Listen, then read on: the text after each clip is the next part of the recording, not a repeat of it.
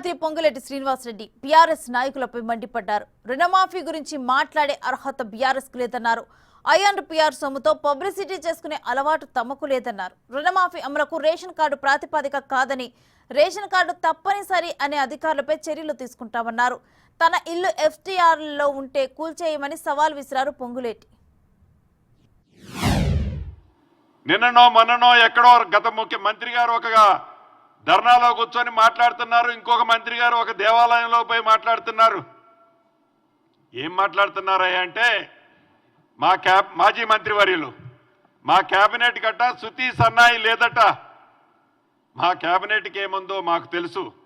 మా క్యాబినెట్ ఎంత స్వేచ్ఛమైన వాతావరణంలో ఉందో మాకు తెలుసు.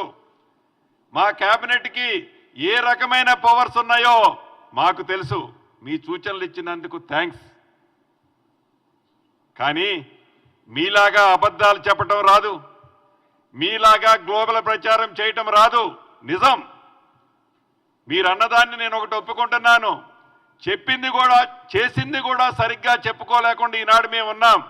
మీలాగా గ్లోబల్ ప్రచారం చేయటం, మీలాగా ప్రభుత్వ సొమ్ముతో ఐఎన్పిఆర్ ద్వారా వేలాది కోట్లు పబ్లిసిటీ కోసం కూడా మా ప్రభుత్వం ఏనాడు వాడుకోబోదు కూడా. మీరు అన్న ప్రకారం రుణమాఫీ చేయకపోతే మేము వదలం. ఏంది మీరు వదిలేది? మీకు ఎక్కడుంది నైతిక హక్కు? మాట్లాడే నైతిక హక్కు ఉందా ఈ ప్రభుత్వాన్ని గురించి? 2 పర్యాయాలు పరిపాలించినప్పుడు మీ ముఖానికి 10 సంవత్సరాల్లో మీరు చేసిన రుణమాఫీ సుమారు 16 నుంచి 17 వేల కోట్లు 10 సంవత్సరాలలో. ఈ ప్రభుత్వం వచ్చి 10 నెలలు కూడా కాలేదే. విమర్శించడానికి కూడా ఒక అద్దు పొద్దుండాలా. విమర్శ కూడా రాజకీయ విమర్శ కాకుండా నిజంగా అప్పుడే ఈ ప్రభుత్వం వచ్చేసి ఏదో 3 సంవత్సరాలు అయిపోయింది, 4 సంవత్సరాలు అయిపోయింది, మాకు ఎన్నికలు వస్తున్నాయి, హడావుడిగా మేము గోసి సర్దుకోవాలనే ఆతృతలో మీరు మాట్లాడుతున్నారు తప్ప, మా పవర్ చేయి జారిపోయిందనే ఆతృతలో ఉండి మతి భ్రమించి మాట్లాడుతున్నారు తప్ప, నిజంగా ఈ ప్రభుత్వం రైతుల ప్రభుత్వం అని, రైతుల పక్షపాతి ప్రభుత్వం అని మీరు మర్చిపోతున్నారు. తెల్ల రేషన్ కార్డు అనే ఏదైతే రేషన్ కార్డు బేస్ చేసుకునే చేస్తున్నామనేది నిజం కానే కాదు. ఎక్కడైనా ఏ అధికారైనా ఆ దిశగా ప్రయత్నం చేస్తే, ప్రభుత్వాన్ని బదనాం చేయాలని ఏ అధికారైనా అనుకుంటే తప్పకుండా అటువంటి అధికారి మీద కూడా ఈ ప్రభుత్వం చర్యలు తీసుకుంటుంది. రైతన్నల దగ్గరకే ఈ ప్రభుత్వ అధికారుల్ని పంపిస్తుంది. రైతుల పట్ల చిత్తశుద్ధి ఈ ప్రభుత్వానికి ఆనాడు ఇందిరమ్మ ప్రభుత్వంలో ఎలా ఉందో ఈ ఇందిరమ్మ ప్రభుత్వంలో కూడా అంతే ఉంటుంది. వివిధ రాష్ట్రాల్లో ఉన్న మంచిని సేకరించి దేశానికి భవిష్యత్తులో తెలంగాణ రెవెన్యూ చట్టం ఒక రోల్ మోడల్ చట్టాన్ని ప్రవేశపెట్టాలని ఒక కోదండరెడ్డి గారి కమిటీయే కాకుండా, కేబినెట్ మంత్రులమే మేమే కాకుండా ఈ చట్టాన్ని పబ్లిక్ డొమైన్లో పెడతామని ఈ నెల 2వ తారీఖు అసెంబ్లీ సాక్షిగా చెప్పి 2వ తారీఖు నాడే పెట్టి, ఈ పబ్లిక్ డొమైన్లో పెట్టిన ఈ రెవెన్యూ చట్టం మీద వివిధ వర్గాలు, మేధావులు, గ్రామీణ ప్రాంతంలో ఉండే రైతన్నలు, అనేక మంది అడ్వకేట్స్ ఇచ్చే సూచనల్ని, సలహాలని, మంచి వాటిని సేకరించి ఈనాడు ప్రధాన ప్రతిపక్షం అని చెప్పుకుంటున్న నాయకులు ఇచ్చే మంచి సూచనలుంటే వాటిని కూడా ఈ చట్టంలో ఇన్కార్పొరేట్ చేస్తూ ఒక రోల్ మోడల్ చట్టాన్ని అతి కొద్ది రోజుల్లో తేవాలనుకున్నాం.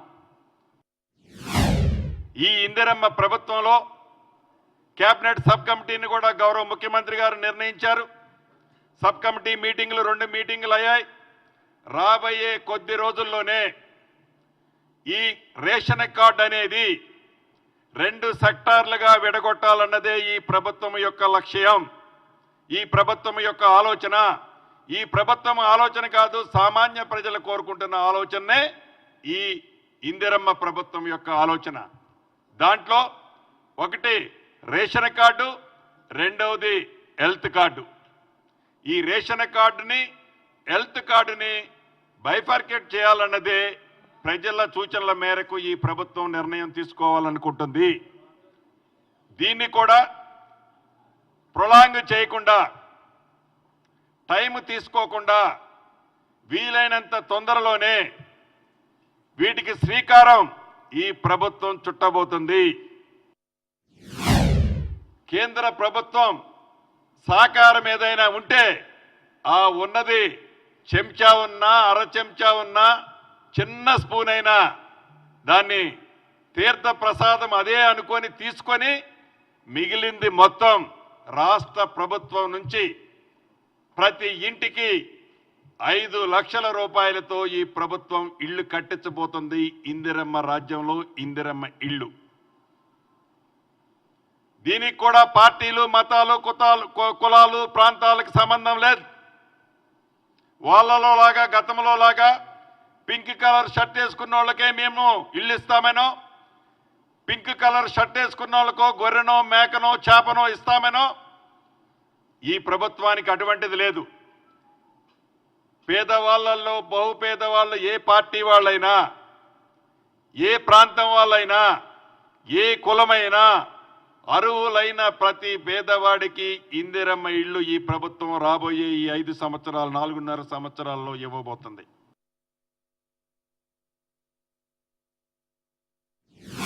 ఈ 8 నెలలకే ప్రభుత్వం పోయేసరికి తట్టుకోలేకపోతున్నారు. ఎప్పుడు గబక్కన రేవంత్ రెడ్డి గారిని పక్కన కూర్చోబెట్టి ఆ సీట్లో కూర్చోవాలని తాపత్రయపడుతున్నారు. లేకపోతే ఏమంటారు, శ్రీనివాసరెడ్డిది, ఉత్తమ్ కుమార్ రెడ్డిది, బట్టి విక్రమార్కది, వీళ్ళందరూ రేవంత్ రెడ్డి గారిని దించి ఏదో కూర్చోవాలి. ఏందది? ఈ ప్రభుత్వానికి, మాకు, మా నాయకులకి ఒక క్లారిటీ ఉంది. మా ముఖ్యమంత్రి రేవంత్ రెడ్డి గారే. మీరేదన్నా పగట కళల కంటే మీ కళలు కళల్లాగానే ఉంటాయి తప్ప మీకు ఆవగింజను కూడా అక్కడ పెట్టడానికి సందు రాదు. మీరు ప్రత్యక్షంగా ఈనాడు చూస్తున్నారు మీడియా మిత్రులే.